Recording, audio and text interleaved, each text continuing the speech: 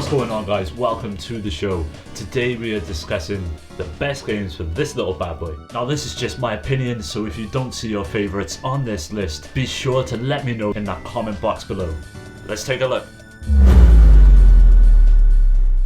Advance Wars is a turn-based strategy game that sees you taking up the role of an army CEO to counteract various forces set on taking over the land. The game was originally intended to stay exclusive to the Japanese audience due to Nintendo feeling that the other territories would not be interested in turn-based games. Well, I'm glad they chose to release it, as Advance Wars has to be the best strategy game I've ever played. Offering various modes that range from map creation to a fully fledged campaign, you'll find it hard to run out of things to do. As mentioned, the battles within the game are turn-based. 2 to 4 armies, each headed by a commanding officer, takes turns building and commanding units on grid-based maps. This game really shines when it comes to multiplayer, and has been known to force people to leave and not speak to each other for days, so you know it's good. Now, the fact that Crawfish Interactive actually managed to get Street Fighter Alpha 3 running on the Game Boy Advance is nothing short of a miracle. It was an absolute technical marvel at the time of its release. I mean, here we had a game that consisted of over 30 characters and stages, all fully voiced and running as smooth as a fighter should. Obviously, there were some compromises that had to be made, such as using the same voice for most characters, with just different pitches to distinguish them from each other. Various stages were also missing from the other versions that had been released, but all of this still cannot bring down the fact that here we had one hell of a good fighter running on Nintendo's handheld hardware. If you love fighters and are looking for something to get your teeth into, look no further. Street Fighter Alpha 3 will scratch that itch. Now, I'm not a huge fan of sports games, but for some reason I've always had a soft spot for international superstar soccer. Maybe it's just a nostalgia, but every time I pick this up, I'm reminded of how good games can be when they're stripped down to the basics. And that's what this is, a basic football game. Offering various modes including championship, friendly matches and multiplayer, there is always something to do. This is essentially the same game that was released for the Super Nintendo, which is probably why I enjoy it so much. If you're looking for a great pick up and play football game for the system, this is the one to get.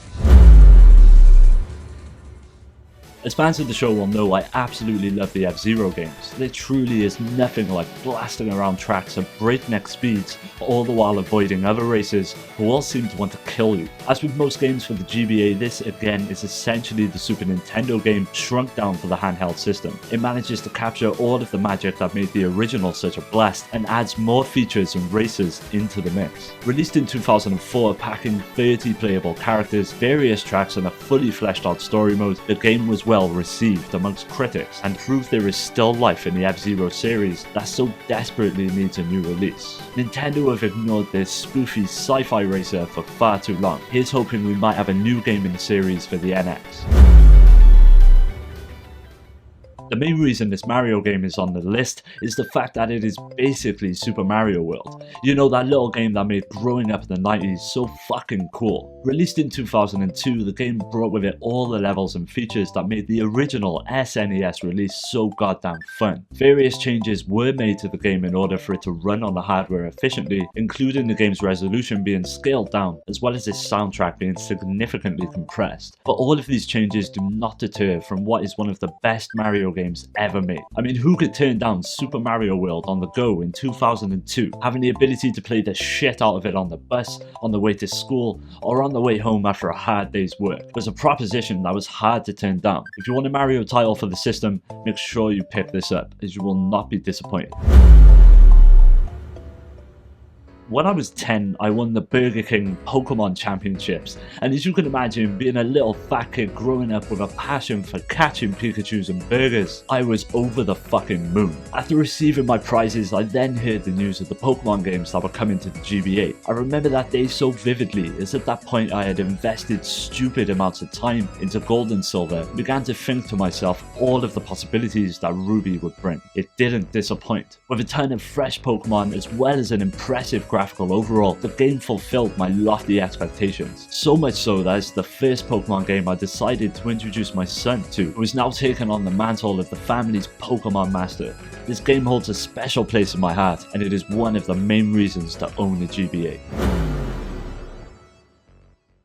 Released in 2002, Metroid Fusion saw all of the elements that made up Super Metroid successfully migrate to the handheld system. But this wasn't just some remake, it was a completely new game that thankfully was developed by the same team that crafted the original SNES adventure. It was the first game in the series to utilize the use of animated cutscenes that would depict the game's story elements to the player. The game follows Samus Aran's journey to a biological space station that has been overrun with organisms carrying a virus known as X-Parasites. It's her job to kick ass and clean up over a campaign that takes about 10 to 12 hours to complete. All the original Metroid goodness is present, with many interesting locations and bosses to overcome. If you also own Metroid Prime for the GameCube, you can take advantage of exclusive features when linking your game to the home console that I will let you discover. Developed by Camelot Software, Golden Sun was one of the first games for the Game Boy Advance that proved it could be a serious player within the RPG genre. Released in 2001, the game depicts the escapades of a band of magic-attuned adepts, whose purpose is to protect the world of Wayad from alchemy, a potentially destructive power that was sealed away long ago. As you can imagine, the game includes all of the features any RPG fan has come to expect, a fantastic battle system, as well as a plot that will keep you guessing at every turn. The game was praised for its visuals and sound that are a testament to the Game Boy Advance's hardware, and to Camelot Software, who intentionally spent as long as they could nurturing and crafting what has to be the GBA's premier RPG title. Developed and published by Square, Final Fantasy Tactics Advance is a spin-off to the popular Final Fantasy franchise, and shares several aspects with the 1997 release of Final Fantasy Tactics for the PlayStation. Although not a direct sequel, the player assumes the role of various characters as they battle it out over a grid-based arena. Released in 2003, the game centers around 4 children who are tasked with getting back to their world after being transported to a different realm. Offering 4 main mission types and over 30 different jobs that govern a character's stats, equipment, and abilities, you will find plenty to keep you busy, as well as giving the multiplayer a go, which is nothing short of greatness. It took me a while to get into the series, but seriously, if you are a fan of Final Fantasy, I highly recommend giving this one a go.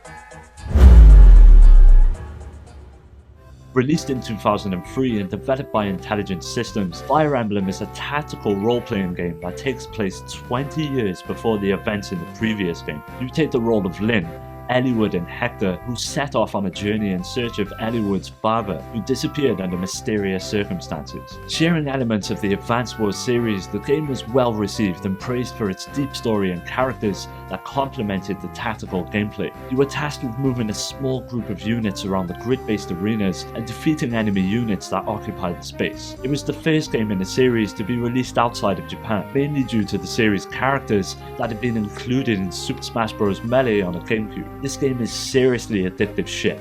You will not be disappointed. Well, that was it, guys. If you enjoyed the video, make sure to leave a like and consider subscribing to the channel for more videos like this in the future. I will see you next time.